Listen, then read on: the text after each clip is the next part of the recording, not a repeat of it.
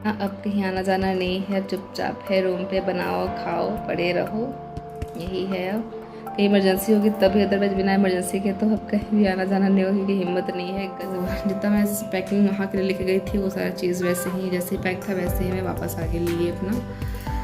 तो ऐसी वही रीज़न था कि मैं फिर नहीं गई अपने ससुराल। एवरीवन, सो फाइनली पहुंच गए हैं हम लोग रूम पे, और मैंने सारी चीज़ें अपनी जगह पे व्यवस्थित रख ली हैं और चेंज भी कर लिया है और फ्रेशअप भी हो लिए हैं। सारा नाश्ता भी हम लोग का हो चुका है। अब बाकी जो सब्जियां थी वो सब्जी अपनी जगह पे रखनी थी, वो सारी चीज़ें भी सब धो के मैंने रख दिया है।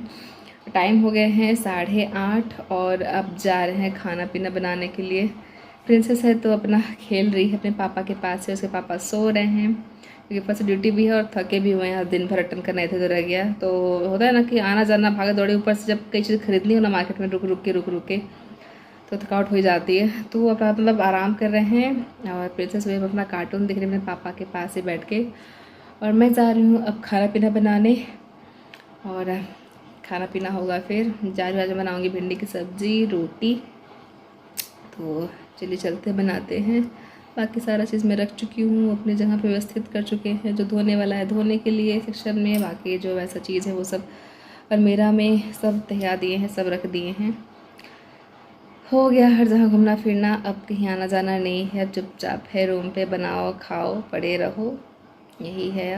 अब इसकी इतनी गर्मी भी इतनी ज़्यादा पड़ रही है कि अब कहीं हिम्मत भी नहीं होगा आने जाने के लिए। कहीं इमरजेंसी होगी तभी, अदरवाइज बिना इमरजेंसी के तो अब कहीं भी आना जाना नहीं होगी, कि हिम्मत नहीं है। गजब ही गर्मी पड़ रही है सच में। थैंक गॉड कि इस बार इस साल मतलब एसी लग गई, अदरवाइज फिर पता नहीं चलता। इतनी गर्मी लग रही है, एसी भी चलाया रूम में ना तब भी उसका मतलब पता नहीं चल रहा है, टेम्परेचर बहुत लो करना पड़ रहा है तब कहीं मतलब एसी का पता चल रहा है कि हाँ वो ठीक, मतलब एसी वाला रूम ठीक है। बाकी दूसरे रूम में तो इतनी ज़्यादा गर्मी, इतना पसीना हो रहा है कि मैं क्या ही बताऊँ। देखिए मेरे को 2 मिनट हुआ कि पसीना पूरा हो गया चेहरे पे। एसी वाला रूम छोड़ के बाकी पूरा रूम में पूरा एकदम गर्मी गर्मी लग रहा है। फ़ैन चालू रखा है तो वो तो और भी एकदम गर्म गर्म हवा फेंक रहा है। और किचन में है तो उसमें तो फ़ैन ऑन करके काम इंसान कर नहीं सकता क्योंकि फिर गैस ही बंद होने लगेगा, इसलिए। और किचन में गजब की गर्मी लग रही है, बट बनाना तो है ही, काम करना तो है ही, खाना पीना बनाएंगे तभी खाएंगे। चलिए फटाफट से बनाते हैं खाते हैं। बाकी मम्मी से मैंने बात किया था तो वो ठीक है, बाकी बोल रही है पूरा घर खाली खाली हो गया, एकदम अजीब लग रहा है, अब कोई नहीं है, गोलू भी चला गया, तुम भी चली गई। तो सबसे पहले मेरा बड़ा वाला भाई गया था, फिर छोटा वाला भाई चला गया, अब मैं आ गई।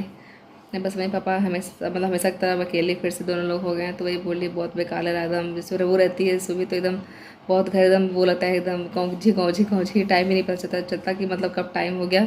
रेस्ट करने तो टाइम नहीं मिलता उसके आगे, लेकिन अब बैठ के पता ही नहीं चला, एकदम वैसा लग रहा है, एकदम सुन लग रहा है पूरा घर और बहुत अजीब लग रहा है, अच्छा नहीं लग रहा है। हालांकि मैंने खाना पीना आज के लिए बना दिया, उनको दिक्कत नहीं होगा आज के लिए भी। और क्या कर रहे हो ये, गिर गए।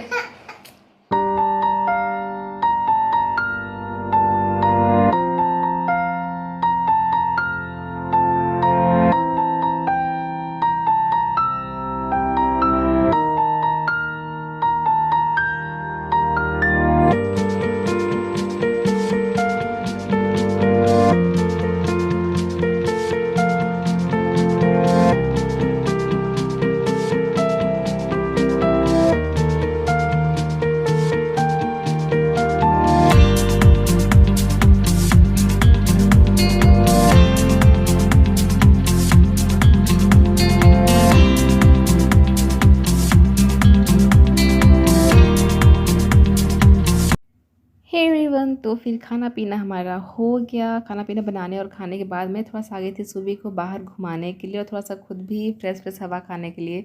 इतना रूम में उमस और गर्मी से लग रहा ना कि मैं क्या ही बताऊँ। तो मैं बस आ गई थी थोड़ा सा तरोताज़ा वाली हवा खाने के लिए।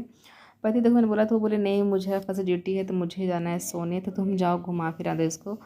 तो बस मैं ही आई थी और यहाँ पे सुबह काफ़ी जिद कर रही थी, उसको फ़ोन चाहिए ही चाहिए। नहीं मानोगे? बदमाशी करके रहोगे?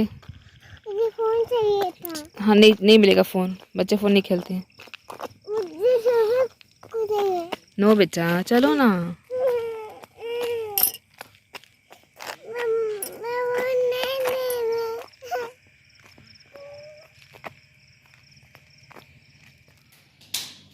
हे एवरीवन, सो रात के बज गए हैं 1:30 और खाना पीना हम लोग का सब कुछ हो चुका है और बस पति चले गए हैं सोने के लिए क्योंकि उनका मॉर्निंग में शिफ्ट ड्यूटी है।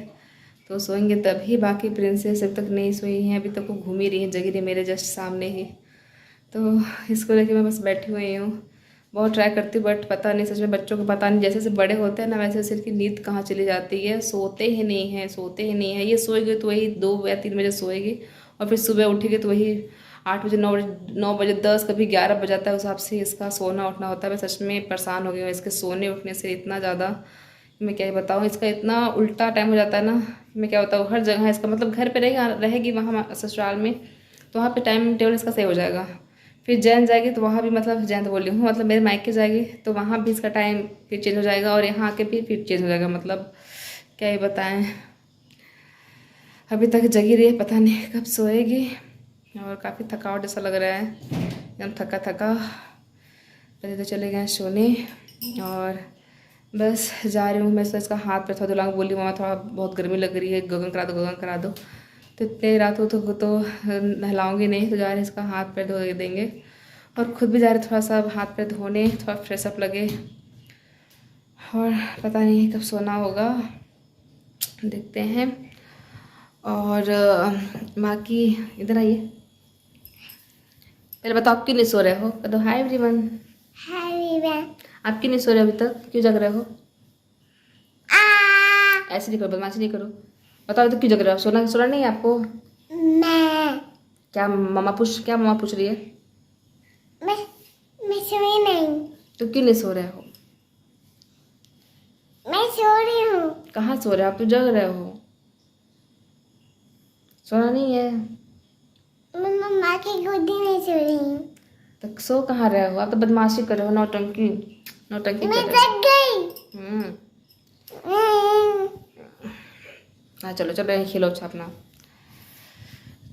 तो जा रहे हैं, हाथ पैर धोएंगे अपना भी और उसका भी धुलाएंगे और उसके बाद दूध पीना है वो पियेंगे और सोएंगे। और मैं सोचा था जाने के लिए, मैं कपड़े लेके गई हुई थी। आप लोग सोचोगे कि मैं नहीं गई ससुराल, तो नहीं गई थी इसलिए क्योंकि थोड़ा सा जब मैं गई थी मायके, थोड़ा सा मेरे कन्फ्यूज़न था इस चीज़ को लेके कि मामा जी जो मेरे एक्सपायर हुए हैं उनका जो बरहो होता है वो किस दिन है।